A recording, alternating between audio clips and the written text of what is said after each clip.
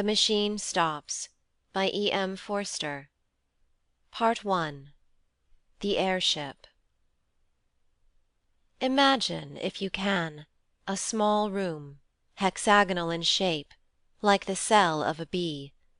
It is lighted neither by window nor by lamp, yet it is filled with a soft radiance. There are no apertures for ventilation, yet the air is fresh. There are no musical instruments, and yet at the moment that my meditation opens, this room is throbbing with melodious sounds.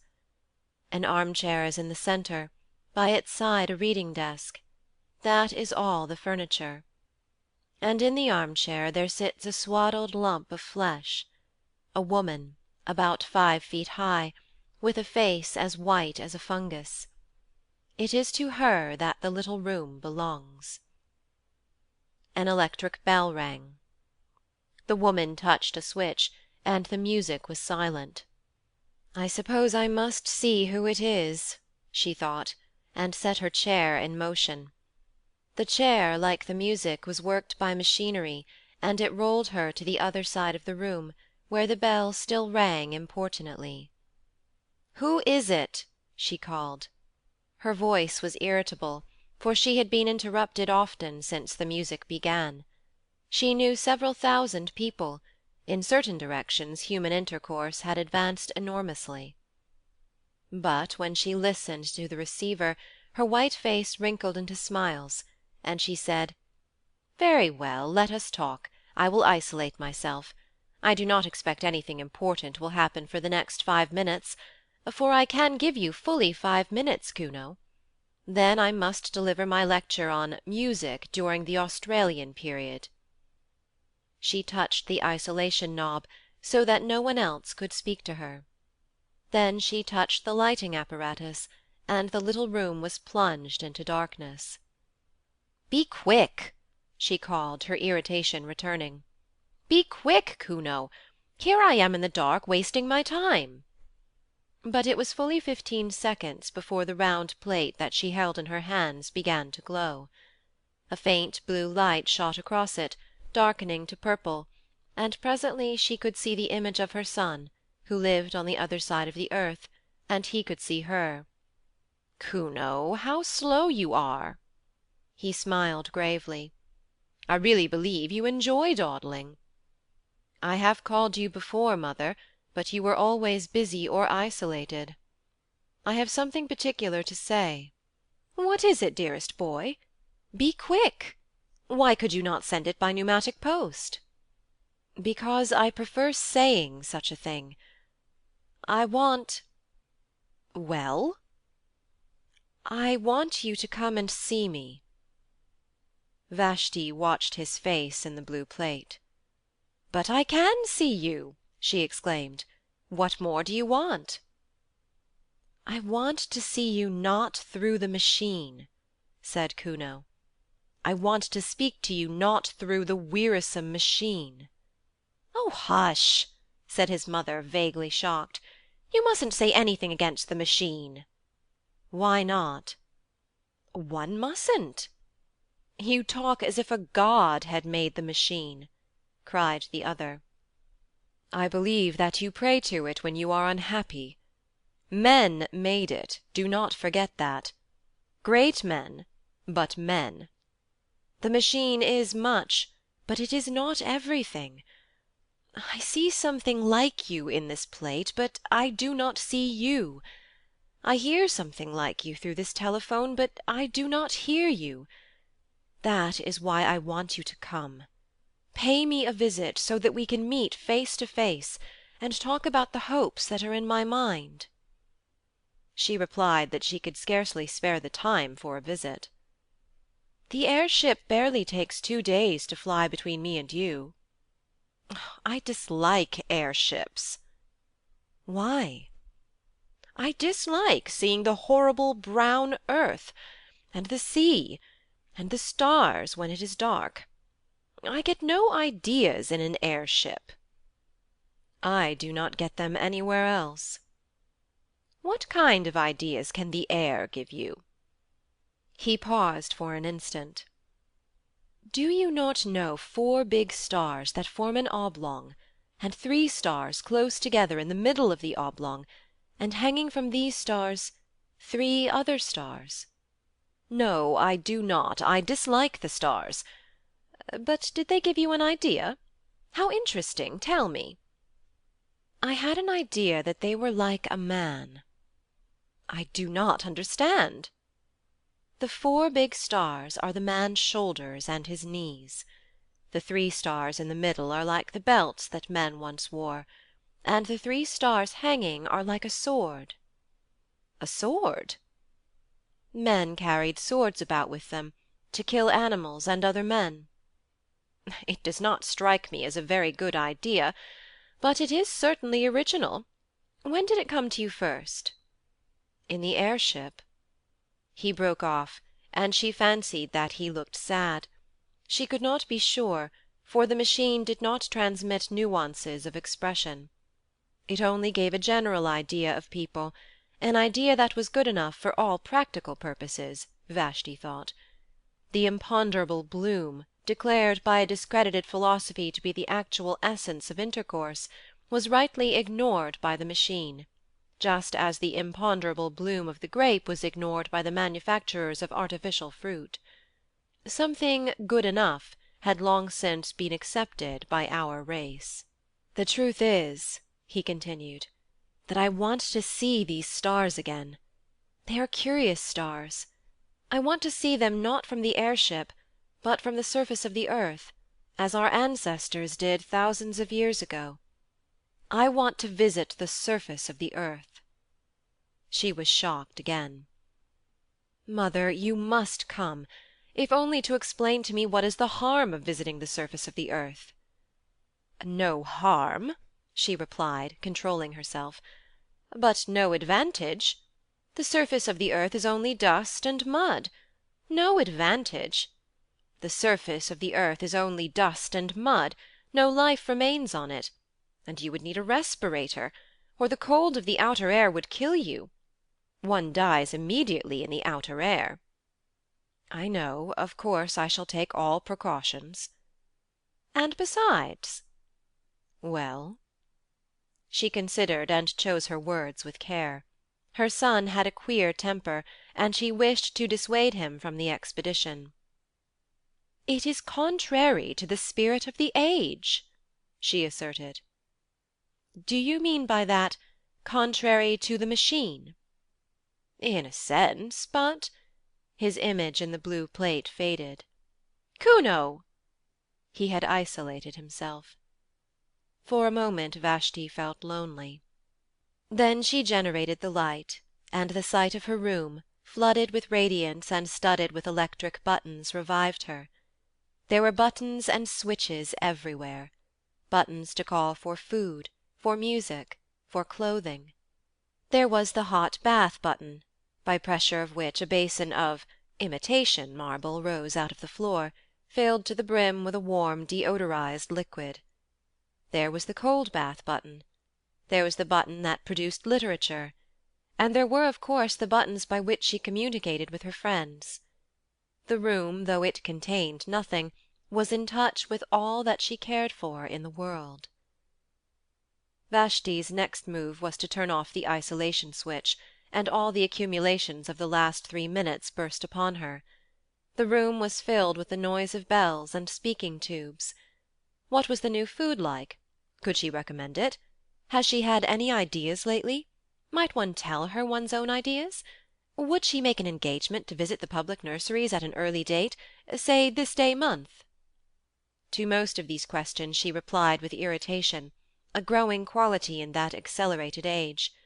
She said that the new food was horrible, that she could not visit the public nurseries through press of engagements, that she had no ideas of her own, but had just been told one, that 4 stars and 3 in the middle were like a man.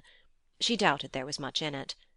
Then she switched off her correspondence, for it was time to deliver her lecture on Australian music. The clumsy system of public gatherings had been long since abandoned. Neither Vashti nor her audience stirred from their rooms. Seated in her armchair she spoke, while they in their armchairs heard her, fairly well, and saw her fairly well.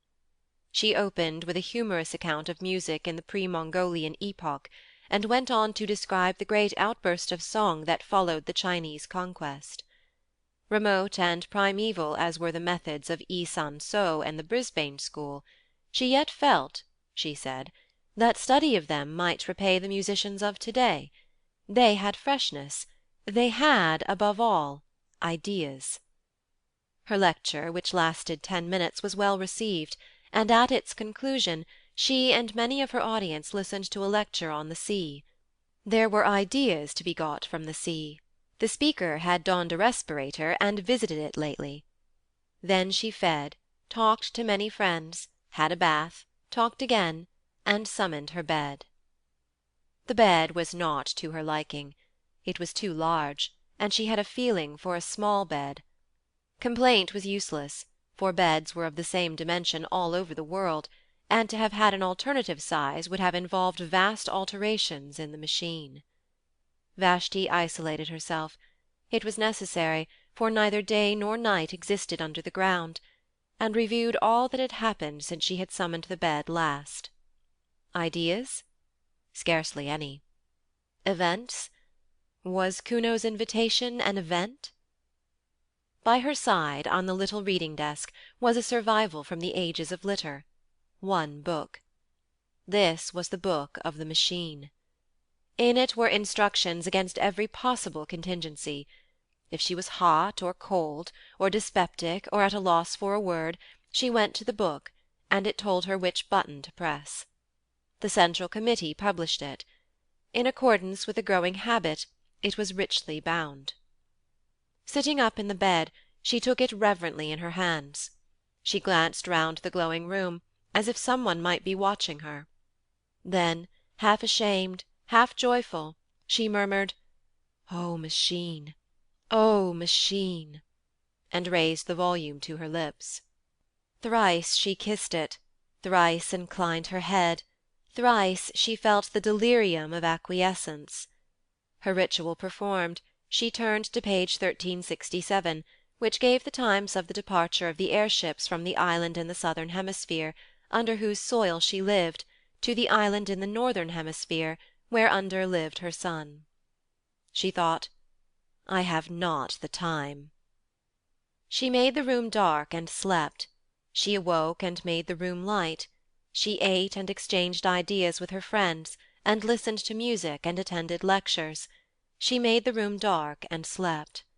Above her, beneath her, and around her, the machine hummed eternally. She did not notice the noise, for she had been born with it in her ears. The earth, carrying her, hummed as it sped through silence, turning her now to the invisible sun, now to the invisible stars. She awoke and made the room light. "Kuno!" "I will not talk to you," he answered, "until you come." "Have you been on the surface of the earth since we spoke last?" His image faded. Again she consulted the book. She became very nervous and lay back in her chair, palpitating. Think of her as without teeth or hair. Presently she directed the chair to the wall and pressed an unfamiliar button. The wall swung apart slowly. Through the opening she saw a tunnel that curved slightly, so that its goal was not visible. Should she go to see her son, here was the beginning of the journey. Of course she knew all about the communication system. There was nothing mysterious in it. She would summon a car, and it would fly with her down the tunnel until it reached the lift that communicated with the airship station. The system had been in use for many, many years, long before the universal establishment of the machine. And of course she had studied the civilization that had immediately preceded her own, the civilization that had mistaken the functions of the system, and had used it for bringing people to things, instead of for bringing things to people. Those funny old days, when men went for change of air, instead of changing the air in their rooms. And yet she was frightened of the tunnel. She had not seen it since her last child was born. It curved, but not quite as she remembered. It was brilliant, but not quite as brilliant as a lecturer had suggested. Vashti was seized with the terrors of direct experience. She shrank back into the room, and the wall closed up again. "Kuno," she said, "I cannot come to see you. I am not well." Immediately an enormous apparatus fell on to her out of the ceiling. A thermometer was automatically laid upon her heart. She lay powerless. Cool pads soothed her forehead. Kuno had telegraphed to her doctor. So the human passion still blundered up and down in the machine. Vashti drank the medicine that the doctor projected into her mouth, and the machinery retired into the ceiling.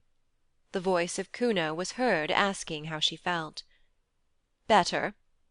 Then, with irritation, "But why do you not come to me instead?" "Because I cannot leave this place." "Why?" "Because any moment something tremendous may happen." "Have you been on the surface of the earth yet?" "Not yet." "Then what is it?" "I will not tell you through the machine." She resumed her life. But she thought of Kuno as a baby, his birth, his removal to the public nurseries, her own visit to him there, his visits to her, visits which stopped when the machine had assigned him a room on the other side of the earth. Parents, duties of, said the book of the machine, cease at the moment of birth. P 422327483. True, but there was something special about Kuno. Indeed, there had been something special about all her children. And after all, she must brave the journey if he desired it. And something tremendous might happen. What did that mean? The nonsense of a youthful man, no doubt, but she must go. Again she pressed the unfamiliar button, again the wall swung back, and she saw the tunnel that curves out of sight. Clasping the book, she rose, tottered on to the platform, and summoned the car. Her room closed behind her. The journey to the Northern Hemisphere had begun. Of course it was perfectly easy. The car approached, and in it she found armchairs exactly like her own. When she signalled, it stopped, and she tottered into the lift. One other passenger was in the lift, the first fellow creature she had seen face to face for months. Few travelled in these days, for, thanks to the advance of science, the earth was exactly alike all over. Rapid intercourse, from which the previous civilization had hoped so much, had ended by defeating itself. What was the good of going to Peking when it was just like Shrewsbury? Why return to Shrewsbury when it would be all like Peking? Men seldom moved their bodies. All unrest was concentrated in the soul. The airship service was a relic from the former age. It was kept up, because it was easier to keep it up than to stop it or to diminish it. But it now far exceeded the wants of the population. Vessel after vessel would rise from the vomitories of Rye or of Christchurch (I use the antique names), would sail into the crowded sky, and would draw up at the wharves of the south, empty. So nicely adjusted was the system, so independent of meteorology, that the sky, whether calm or cloudy, resembled a vast kaleidoscope whereon the same patterns periodically recurred. The ship on which Vashti sailed started now at sunset, now at dawn. But always, as it passed above Rheas, it would neighbour the ship that served between Helsingfors and the Brazils, and every third time it surmounted the Alps the fleet of Palermo would cross its track behind. Night and day, wind and storm, tide and earthquake impeded man no longer. He had harnessed Leviathan. All the old literature, with its praise of nature and its fear of nature, rang false as the prattle of a child. Yet as Vashti saw the vast flank of the ship, stained with exposure to the outer air, her horror of direct experience returned. It was not quite like the air-ship in the cinematophote. For one thing, it smelt, not strongly or unpleasantly, but it did smell, and with her eyes shut she should have known that a new thing was close to her. Then she had to walk to it from the lift, had to submit to glances from the other passengers. The man in front dropped his book. No great matter, but it disquieted them all. In the rooms, if the book was dropped, the floor raised it mechanically, but the gangway to the air ship was not so prepared, and the sacred volume lay motionless. They stopped. The thing was unforeseen, and the man, instead of picking up his property, felt the muscles of his arm to see how they had failed him. Then some one actually said, with direct utterance, "We shall be late," and they trooped on board, Vashti treading on the pages as she did so. Inside, her anxiety increased. The arrangements were old-fashioned and rough. There was even a female attendant, to whom she would have to announce her wants during the voyage. Of course, a revolving platform ran the length of the boat, but she was expected to walk from it to her cabin. Some cabins were better than others, and she did not get the best. She thought the attendant had been unfair, and spasms of rage shook her. The glass valves had closed, she could not go back. She saw at the end of the vestibule the lift in which she had ascended going quietly up and down, empty. Beneath these corridors of shining tiles were rooms, tier below tier, reaching far into the earth, and in each room there sat a human being, eating, sleeping, or producing ideas.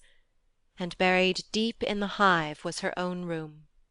Vashti was afraid. "O machine!" she murmured, and caressed her book, and was comforted. Then the sides of the vestibule seemed to melt together, as do the passages that we see in dreams.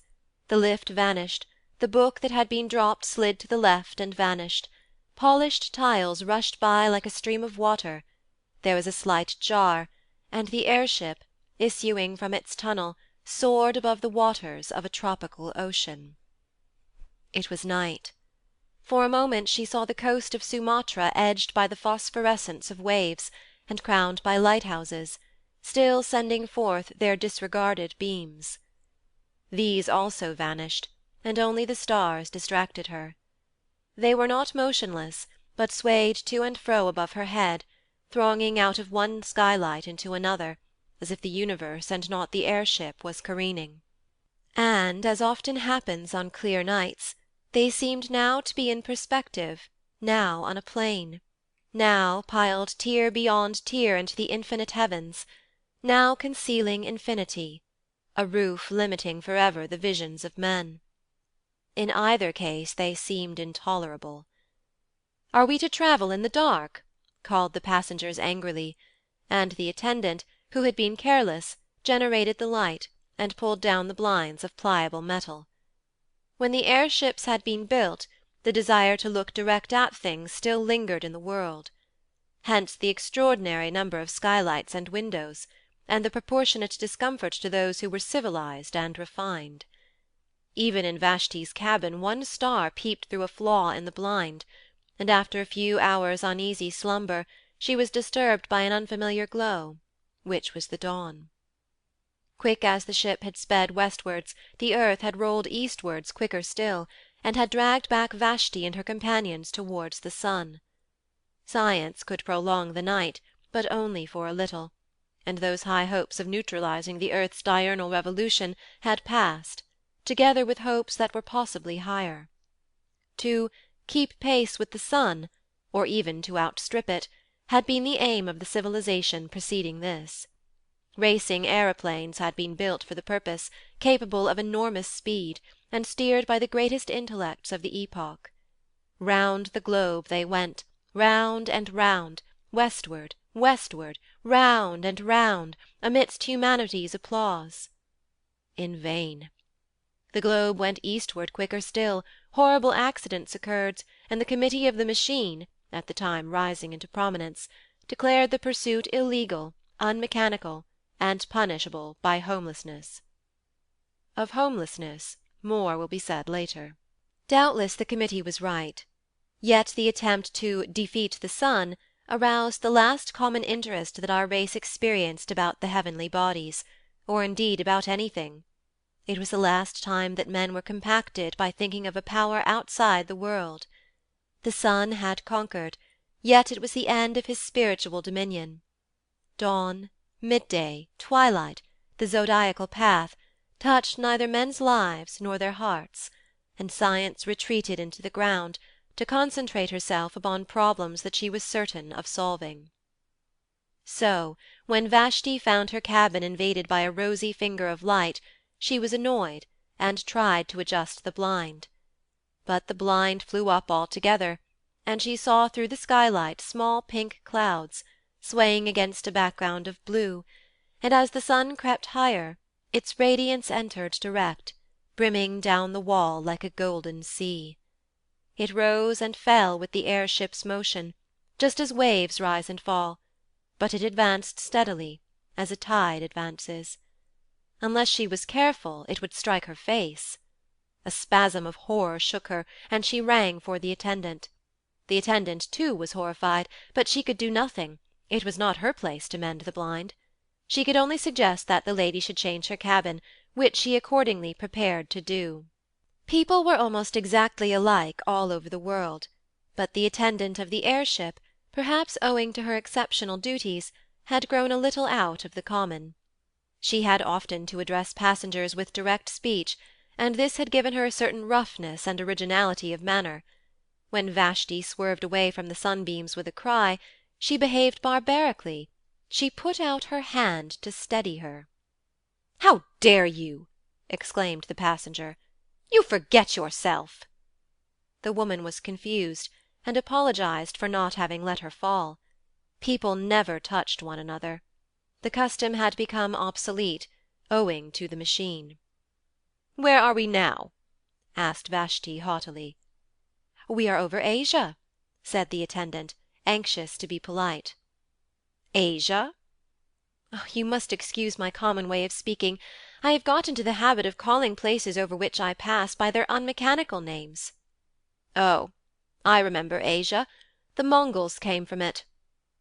"Beneath us, in the open air, stood a city that was once called Simla."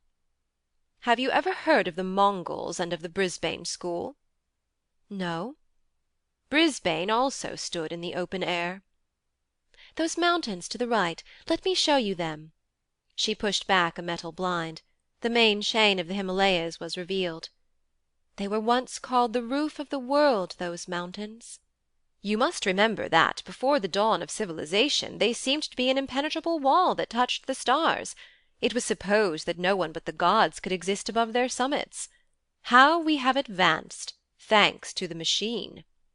"How we have advanced, thanks to the machine," said Vashti. "How we have advanced, thanks to the machine," echoed the passenger, who had dropped his book the night before, and who was standing in the passage. "And that white stuff in the cracks, what is it?" "I have forgotten its name." "Cover the window, please. These mountains give me no ideas." The northern aspect of the Himalayas was in deep shadow. On the Indian slope the sun had just prevailed. The forests had been destroyed during the literature epoch for the purpose of making newspaper pulp, but the snows were awakening to their morning glory, and clouds still hung on the breasts of Kinchinjunga. In the plain were seen the ruins of cities, with diminished rivers creeping by their walls, and by the sides of these were sometimes the signs of vomitories, marking the cities of to-day. Over the whole prospect airships rushed, crossing the intercrossing with incredible aplomb, and rising nonchalantly when they desired to escape the perturbations of the lower atmosphere and to traverse the roof of the world. "We have indeed advanced, thanks to the machine," repeated the attendant, and hid the Himalayas behind a metal blind. The day dragged wearily forward. The passengers sat each in his cabin, avoiding one another with an almost physical repulsion, and longing to be once more under the surface of the earth. There were 8 or 10 of them, mostly young males, sent out from the public nurseries to inhabit the rooms of those who had died in various parts of the earth. The man who had dropped his book was on the homeward journey. He had been sent to Sumatra for the purpose of propagating the race. Vashti alone was travelling by her private will. At midday she took a second glance at the earth. The airship was crossing another range of mountains, but she could see little, owing to clouds. Masses of black rock hovered below her and merged indistinctly into grey. Their shapes were fantastic. One of them resembled a prostrate man.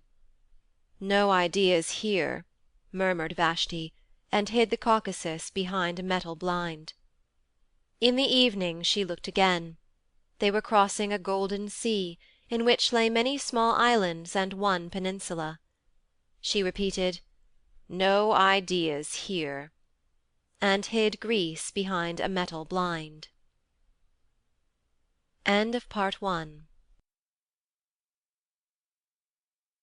Part 2. The Mending Apparatus. By a vestibule, by a lift, by a tubular railway, by a platform, by a sliding door, by reversing all the steps of her departure, did Vashti arrive at her son's room, which exactly resembled her own. She might well declare that the visit was superfluous. The buttons, the knobs, the reading desk with the book, the temperature, the atmosphere, the illumination, all were exactly the same. And if Kuno himself, flesh of her flesh, stood close beside her at last, what profit was there in that? She was too well bred to shake him by the hand. Averting her eyes, she spoke as follows: "Here I am. I have had the most terrible journey, and greatly retarded the development of my soul. It is not worth it, Kuno, it is not worth it. My time is too precious. The sunlight almost touched me, and I have met with the rudest people. I can only stop a few minutes. Say what you want to say, and then I must return." "I have been threatened with homelessness," said Kuno. She looked at him now. "I have been threatened with homelessness, and I could not tell you such a thing through the machine." "Homelessness means death. The victim is exposed to the air, which kills him." "I have been outside since I spoke to you last. The tremendous thing has happened, and they have discovered me." "But why shouldn't you go outside?" she exclaimed. "It is perfectly legal, perfectly mechanical, to visit the surface of the earth. I have lately been to a lecture on the sea. There is no objection to that. One simply summons a respirator and gets an egression permit.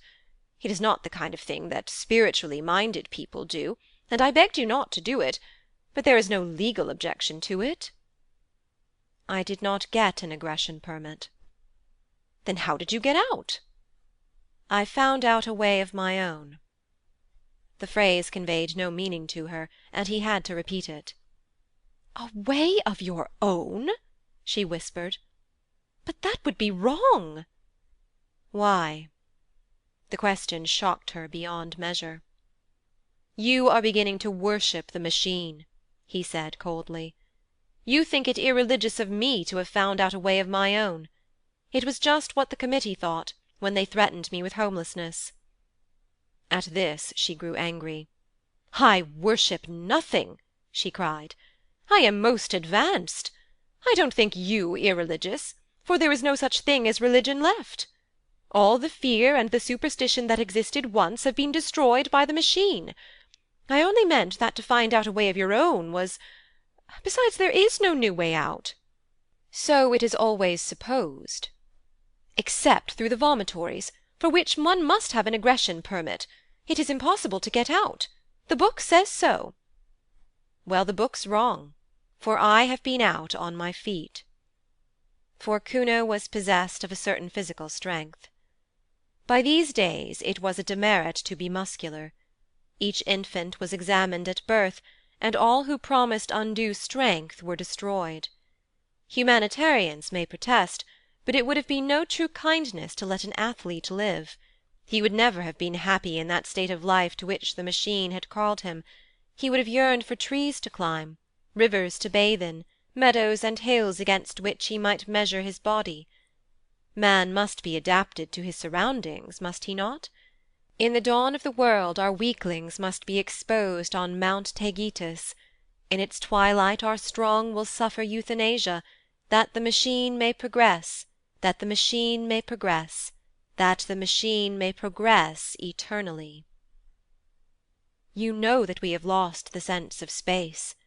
We say space is annihilated, but we have annihilated not space, but the sense thereof. We have lost a part of ourselves.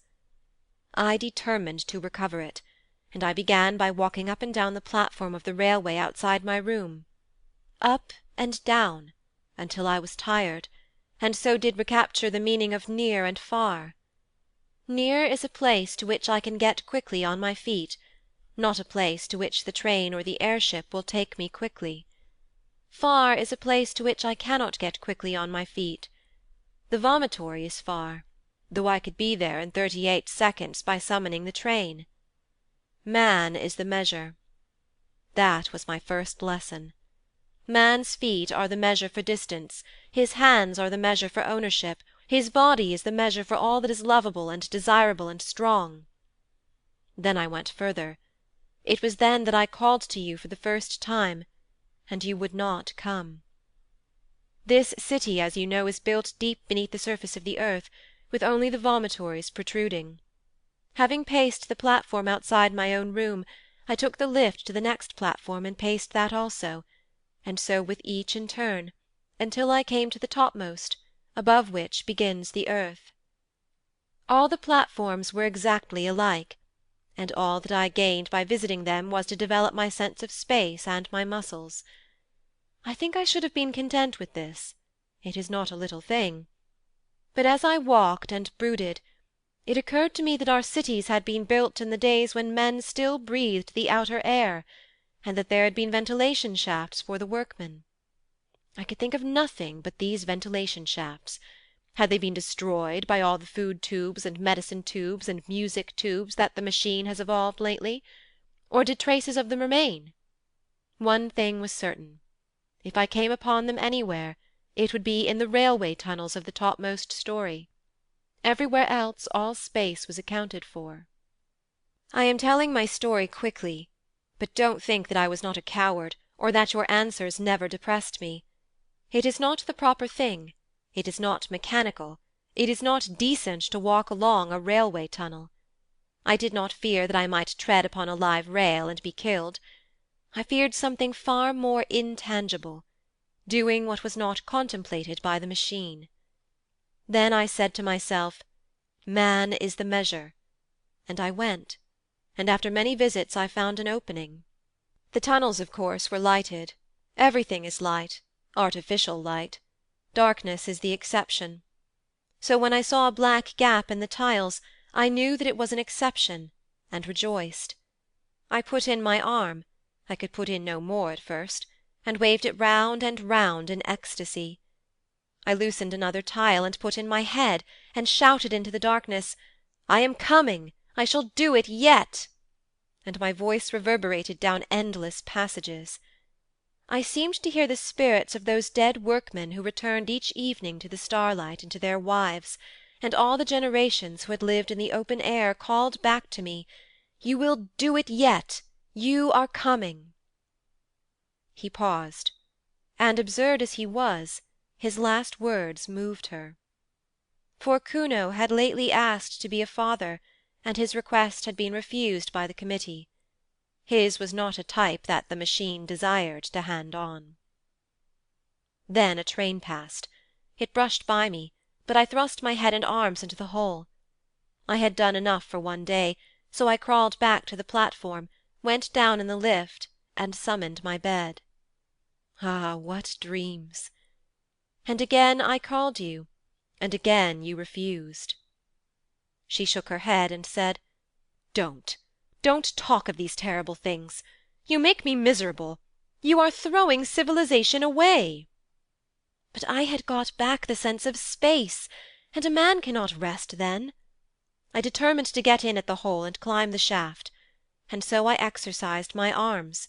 Day after day I went through ridiculous movements until my flesh ached, and I could hang by my hands and hold the pillow of my bed outstretched for many minutes. Then I summoned a respirator, and started. It was easy at first. The mortar had somehow rotted, and I soon pushed some more tiles in, and clambered after them into the darkness, and the spirits of the dead comforted me. I don't know what I mean by that. I just say what I felt.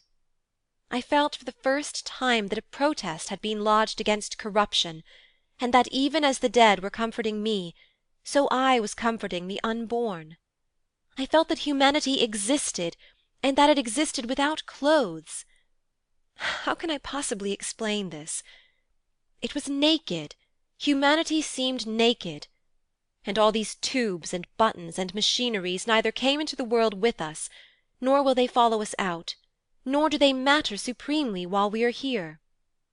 Had I been strong, I would have torn off every garment I had and gone out into the open air unswaddled. But this is not for me, nor perhaps for my generation. I climbed with my respirator and my hygienic clothes and my dietetic tabloids. Better thus than not at all. There was a ladder, made of some primeval metal. The light from the railway fell upon its lowest rungs, and I saw that it led straight upwards out of the rubble at the bottom of the shaft. Perhaps our ancestors ran up and down it a dozen times daily, in their building. As I climbed, the rough edges cut through my gloves so that my hands bled. The light helped me for a little, and then came darkness, and worse still, silence which pierced my ears like a sword. The machine hums. Did you know that? Its hum penetrates our blood, and may even guide our thoughts. Who knows? I was getting beyond its power. Then I thought, this silence means that I am doing wrong. But I heard voices in the silence, and again they strengthened me. He laughed. I had need of them. The next moment I cracked my head against something. She sighed. I had reached one of those pneumatic stoppers that defend us from the outer air. You may have noticed them from the air ship. Pitch dark, my feet on the rungs of an invisible ladder, my hands cut. I cannot explain how I lived through this part, but the voices still comforted me, and I felt for fastenings. The stopper, I suppose, was about 8 feet across. I passed my hand over it as far as I could reach. It was perfectly smooth. I felt it almost to the centre. Not quite to the centre, for my arm was too short. Then the voice said, "Jump. It is worth it.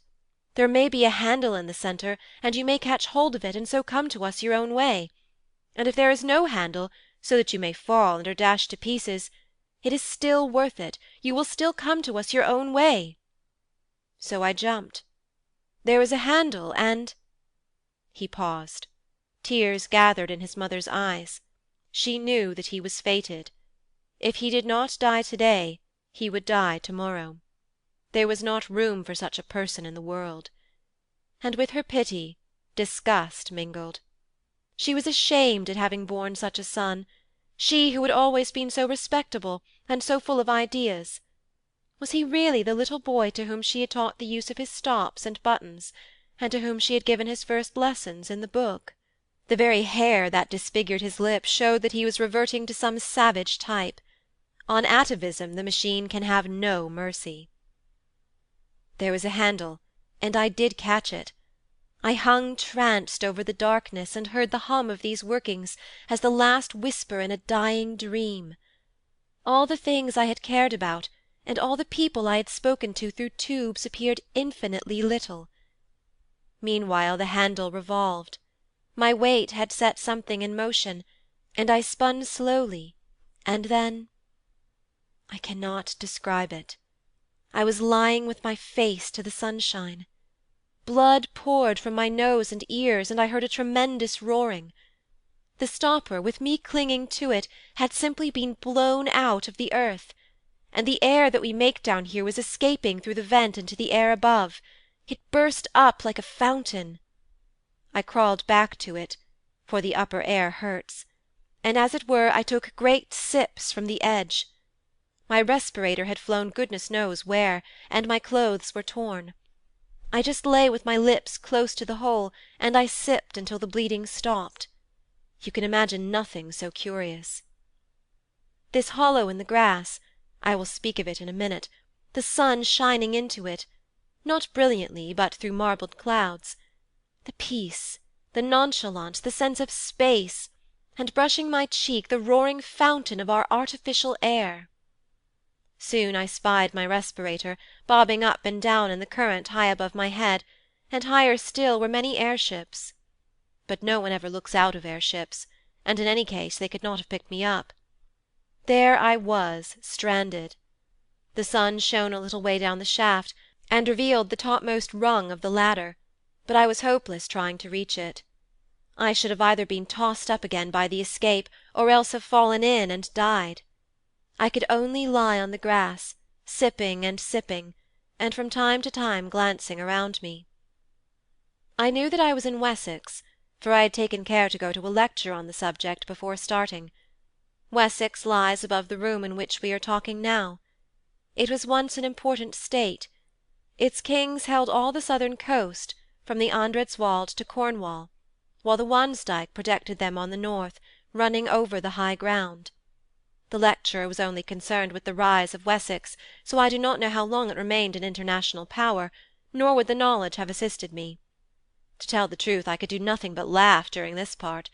There was I, with a pneumatic stopper by my side and a respirator bobbing over my head, imprisoned, all three of us, in a grass-grown hollow that was edged with fern. Then he grew grave again. Lucky for me that it was a hollow, for the air began to fall back into it, and to fill it as water fills a bowl. I could crawl about. Presently I stood. I breathed a mixture, in which the air that hurts predominated whenever I tried to climb the sides. This was not so bad. I had not lost my tabloids, and remained ridiculously cheerful, and as for the machine, I forgot about it altogether. My one aim now was to get to the top, where the ferns were, and to view whatever objects lay beyond. I rushed the slope. The new air was still too bitter for me, and I came rolling back, after a momentary vision of something grey. The sun grew very feeble, and I remembered that he was in Scorpio. I had been to a lecture on that too. If the sun is in Scorpio, and you are in Wessex, it means that you must be as quick as you can, or it will get too dark. This is the first bit of useful information I have ever got from a lecture, and I expect it will be the last.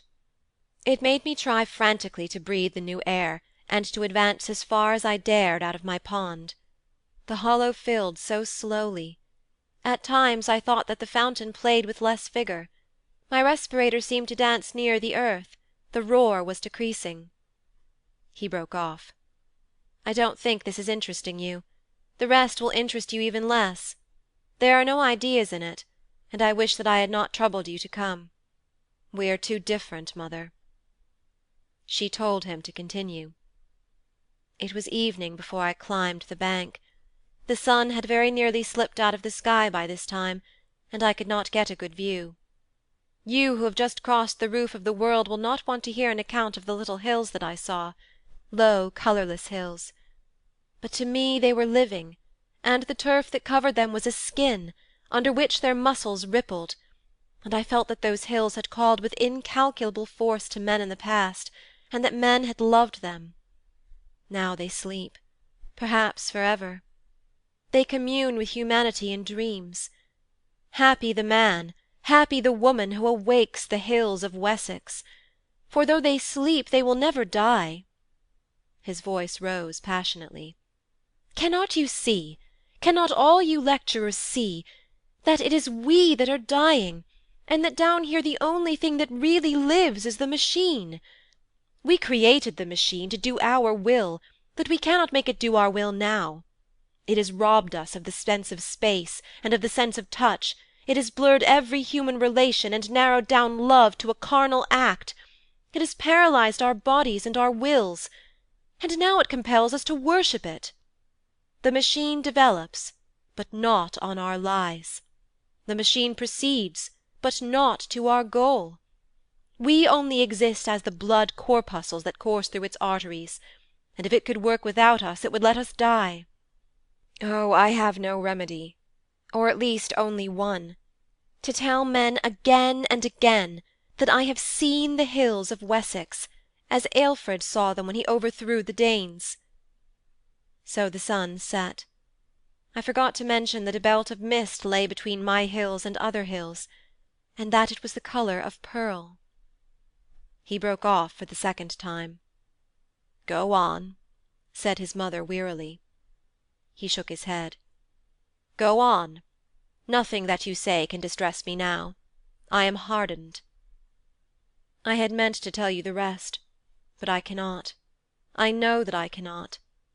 Good-bye." Vashti stood irresolute. All her nerves were tingling with his blasphemies. But she was also inquisitive. "This is unfair," she complained. "You have called me across the world to hear your story, and hear it I will. Tell me, as briefly as possible, for this is a disastrous waste of time, tell me how you returned to civilization." "Oh, that," he said, starting. "You would like to hear about civilization? Certainly. Had I got to where my respirator fell down?"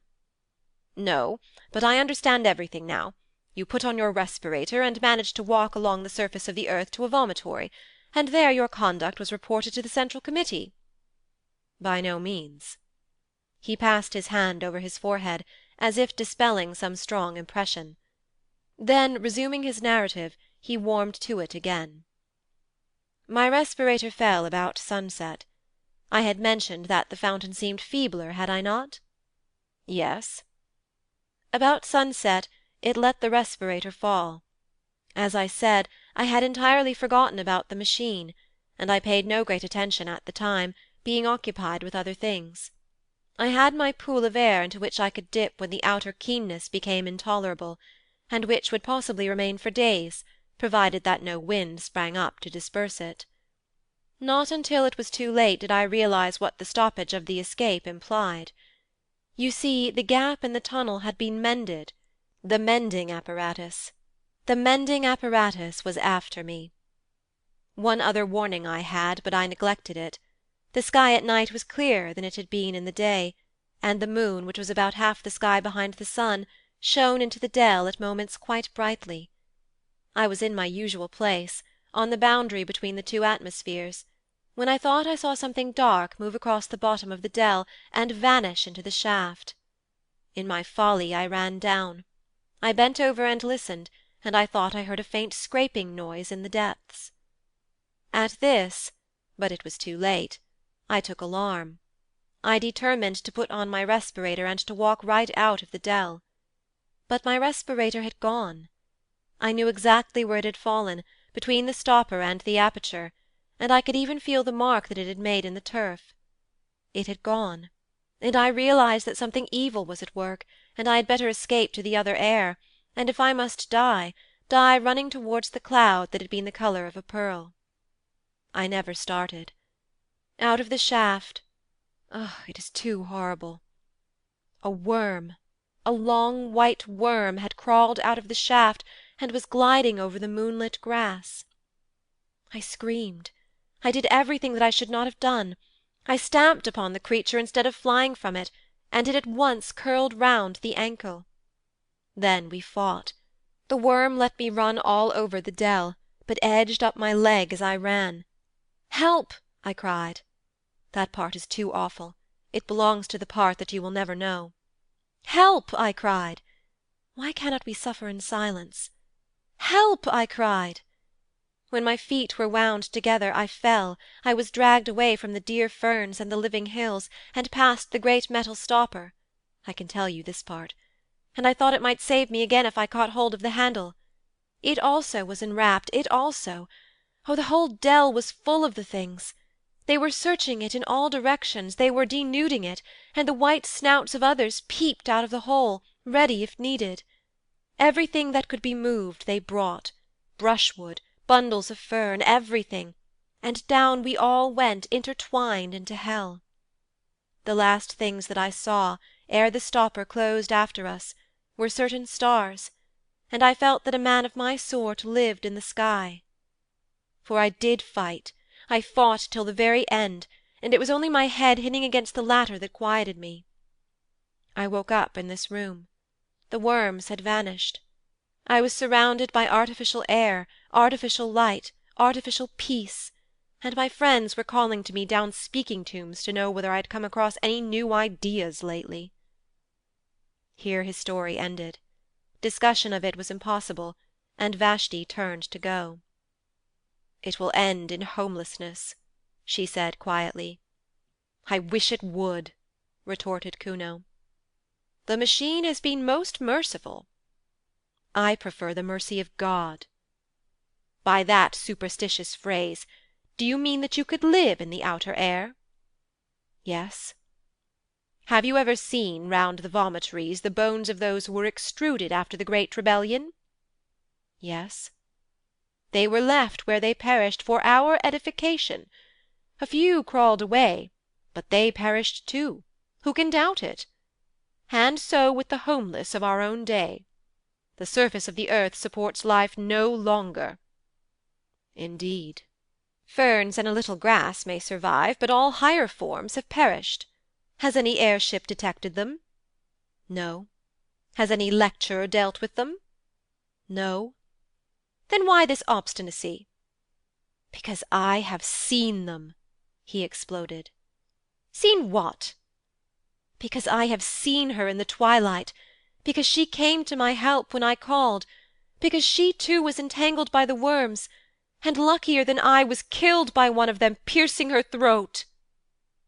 He was mad. Vashti departed, nor, in the troubles that followed, did she ever see his face again.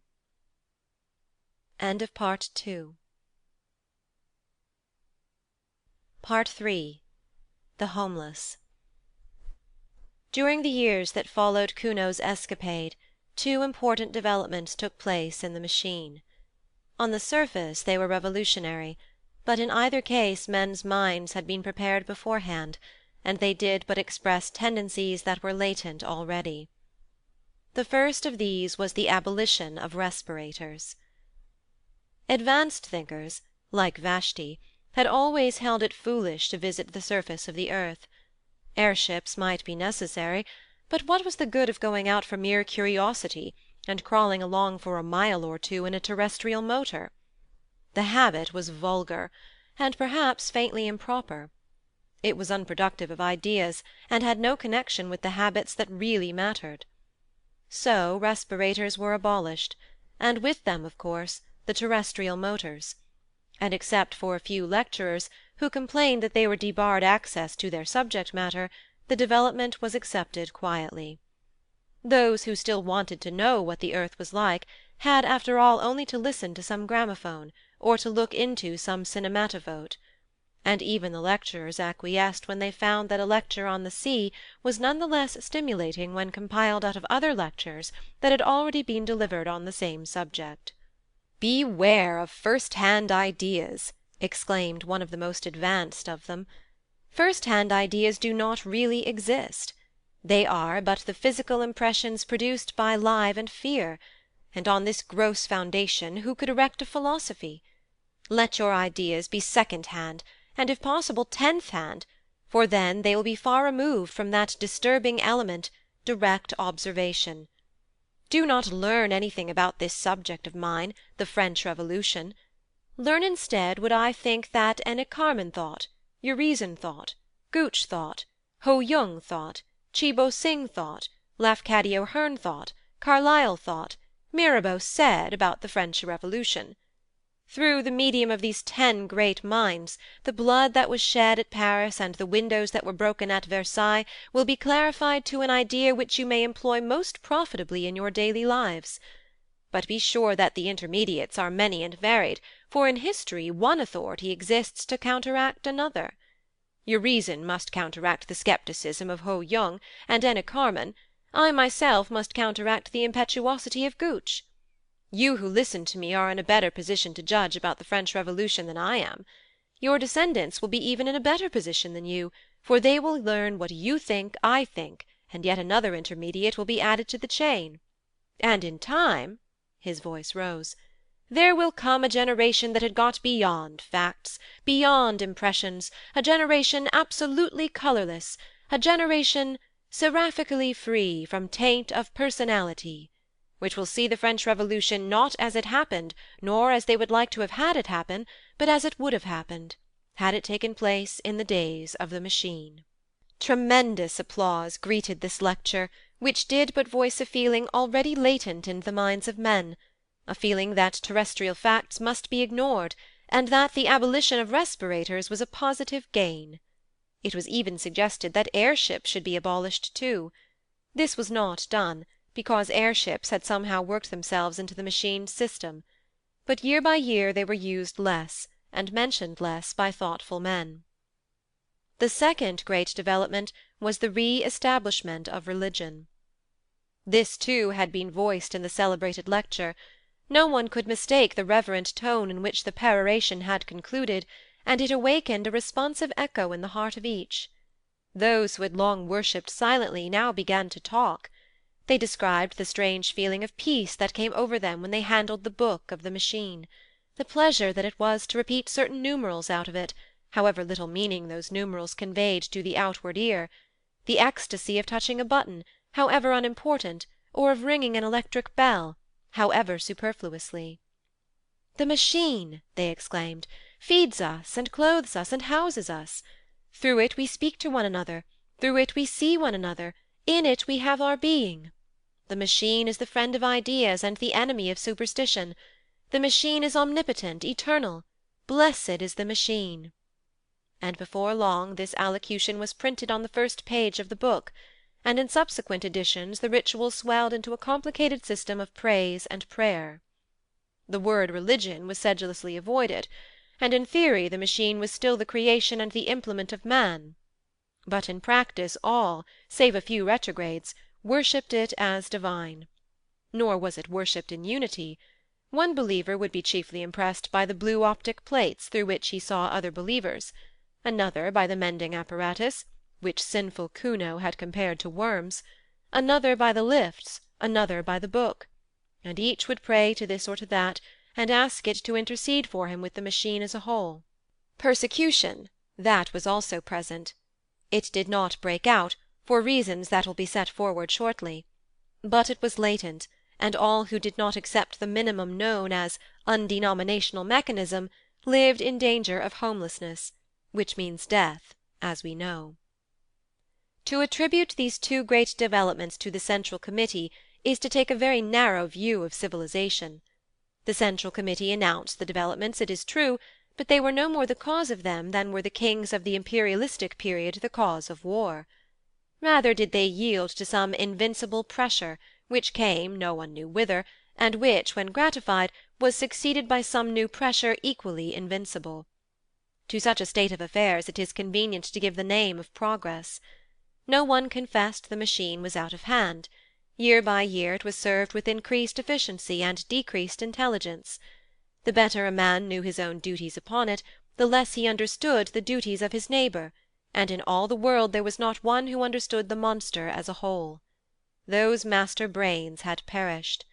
They had left full directions, it is true, and their successors had each of them mastered a portion of those directions.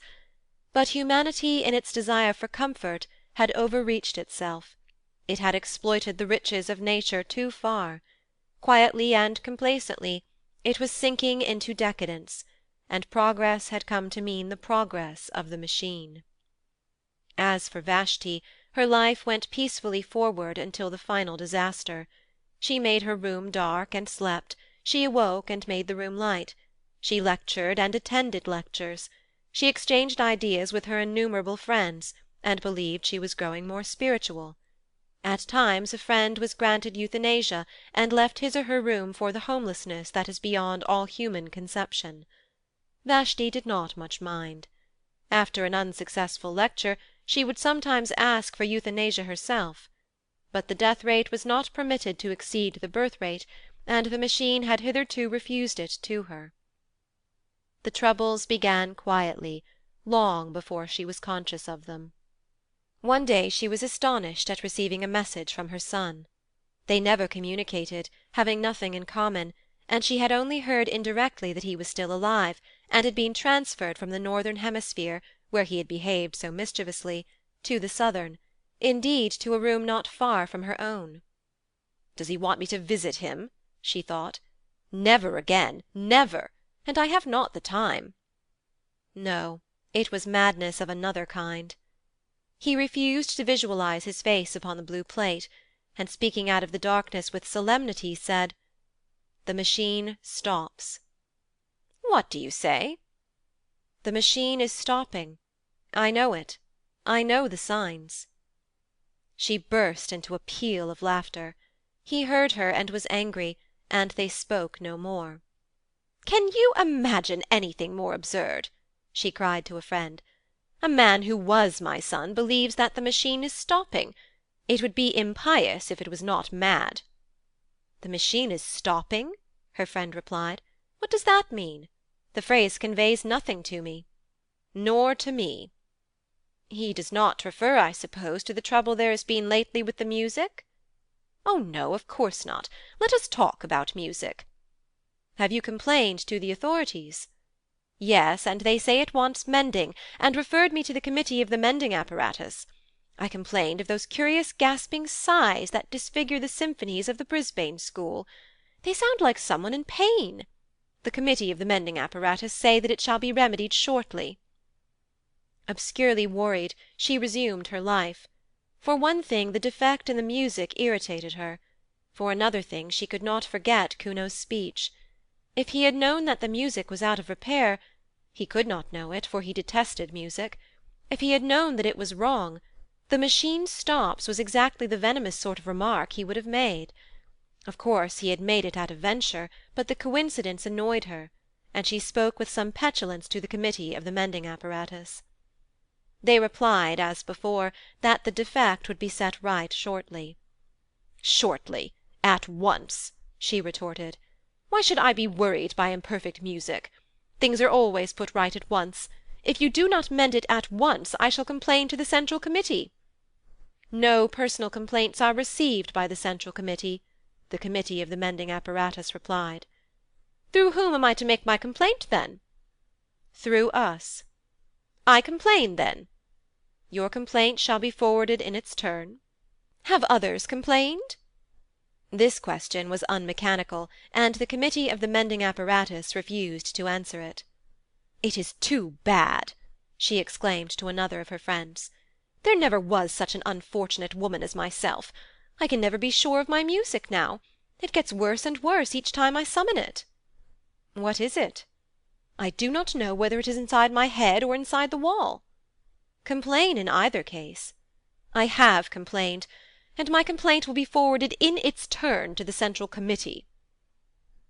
Time passed, and they resented the defects no longer.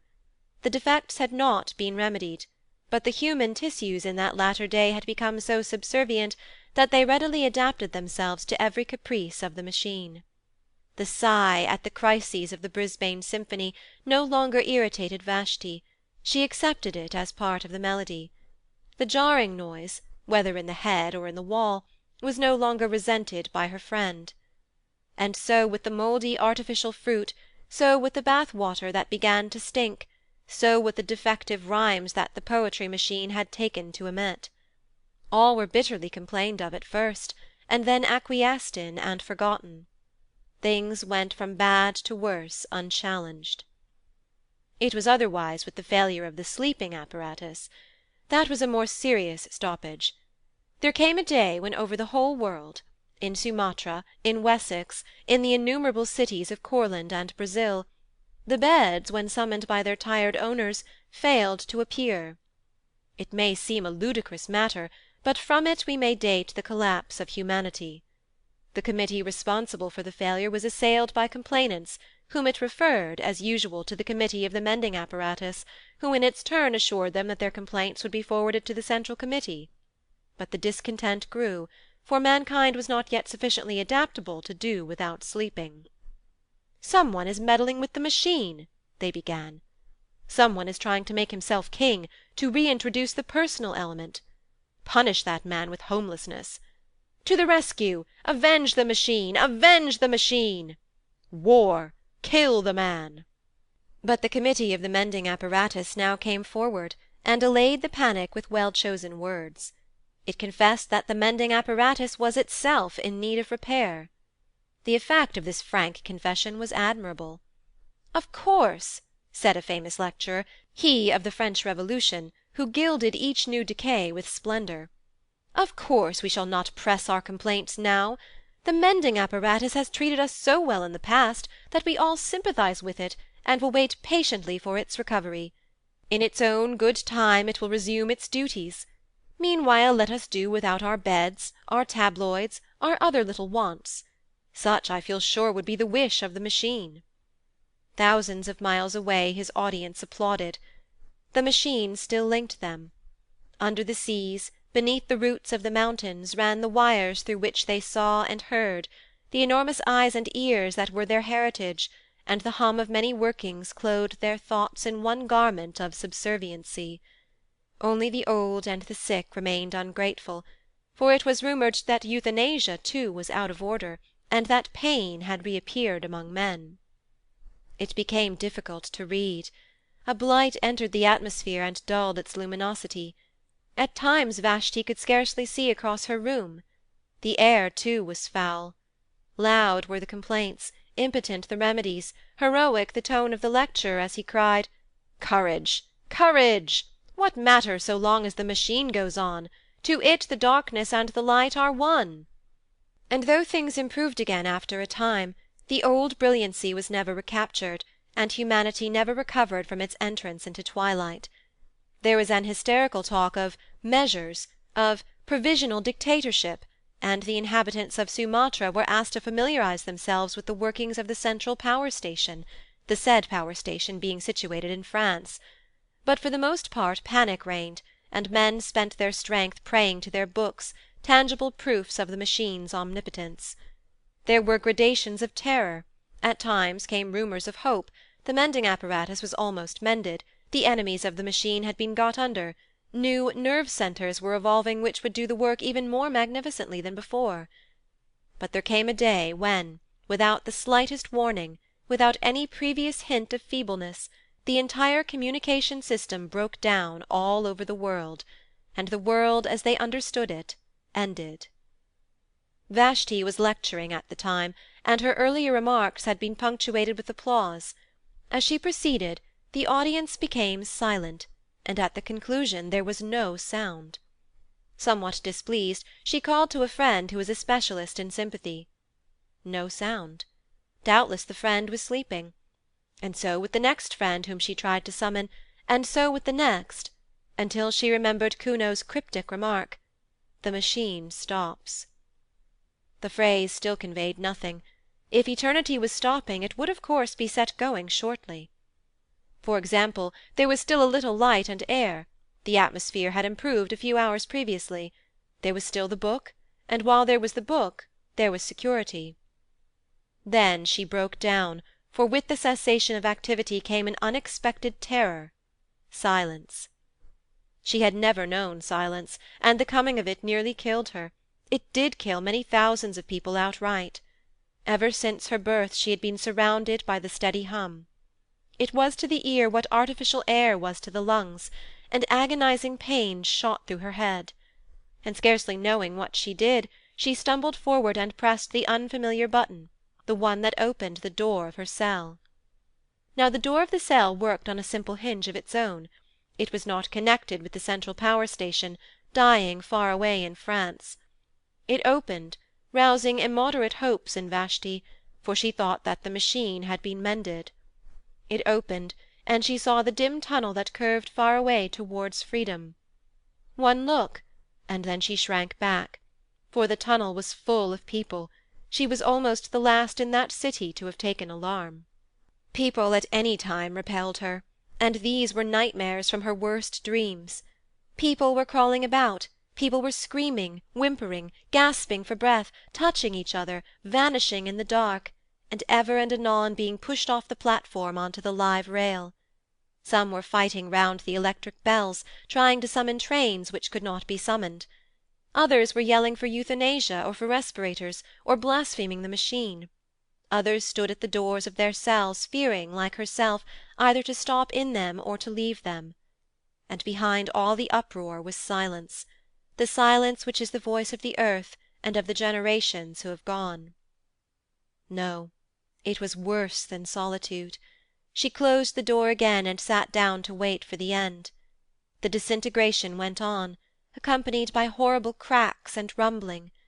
The valves that restrained the medical apparatus must have weakened, for it ruptured and hung hideously from the ceiling. The floor heaved and fell and flung her from the chair. A tube oozed towards her serpent fashion, and at last the final horror approached. Light began to ebb. and she knew that civilization's long day was closing. She whirled around, praying to be saved from this at any rate, kissing the book, pressing button after button. The uproar outside was increasing, and even penetrated the wall.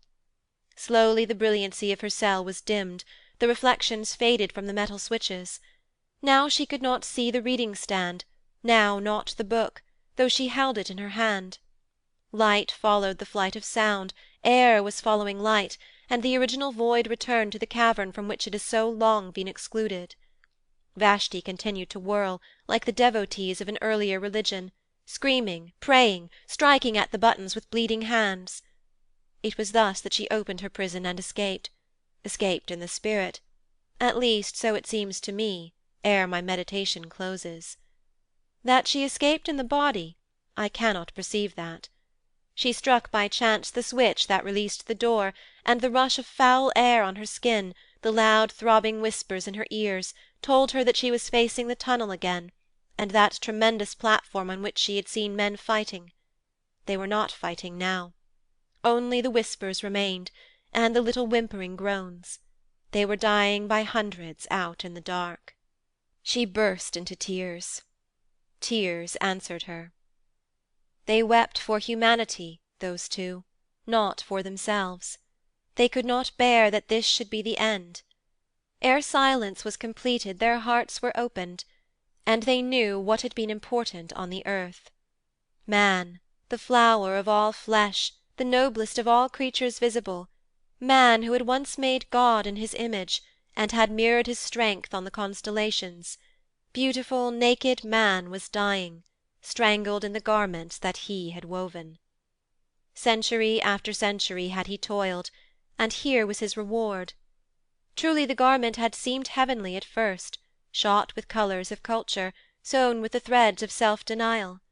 And heavenly it had been, so long as man could shed it at will, and live by the essence that is his soul, and the essence equally divine that is his body.